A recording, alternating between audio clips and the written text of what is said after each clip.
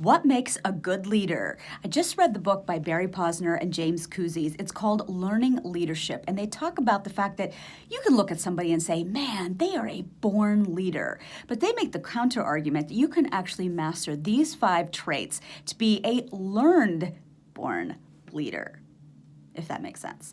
Number 1, leaders are constant learners. We often read about Bill Gates, who is such a prolific reader. He reads about 52 books a year, but it is so important to him to always be learning. You never know when you're going to learn a paradigm or you're going to learn a tactic in something that's completely tangential to what you do, but you can actually apply it in the vertical in which you operate.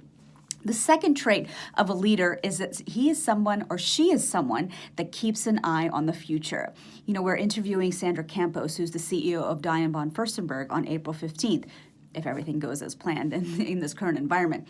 But she would tell you that about 40% of her meetings are focused on how she can take a legacy company and continue to make it digitally relevant. She's got to be able to keep playing to the millennials and Gen Z and the next generation behind them. It can't just be that it's a brand that's reliant on the folks that were buying wrap dresses back in the 70s. They just wouldn't be able to continue to make money that way. So leaders are constantly keeping an eye on the future. They're not only paying attention to the present, but they're thinking about what's coming up 10 clicks down the line. Leaders are people that challenge themselves. Every year I host an extreme sports challenge, but it's really a metaphor. What I'm trying to do is push you outside of your comfort zone so you can see what's possible for you, not only in that context, but what else is possible for you in your business context, in your personal life context. Where is it that there's space for you to be pushing yourself out of your comfort zone, but you're just not doing it?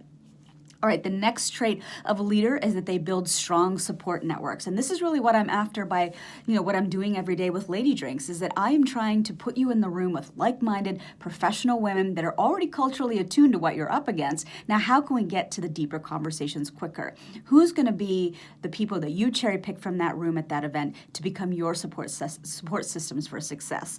And then the final piece about what makes a successful leader from this book, Learning Leadership by Barry Posner and James Kouzes, is that leaders are great at getting feedback. They're great at taking feedback. They're good at integrating it into, their behaviors. They also create spaces where it's okay and safe to provide feedback. So the name of the book is Learning Leadership by James Kouzes and Barry Posner. I really love this book because you don't have to be a born leader. It's actually something that you can learn.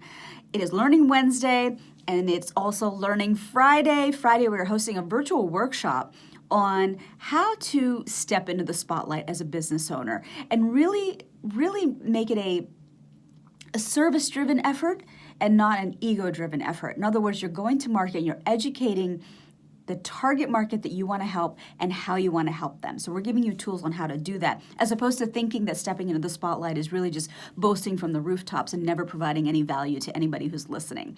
That's happening on Friday, March 20th. We have a guest speaker on the topic. It's happening at noon, and it's virtual, which means that you do not need to leave your desk.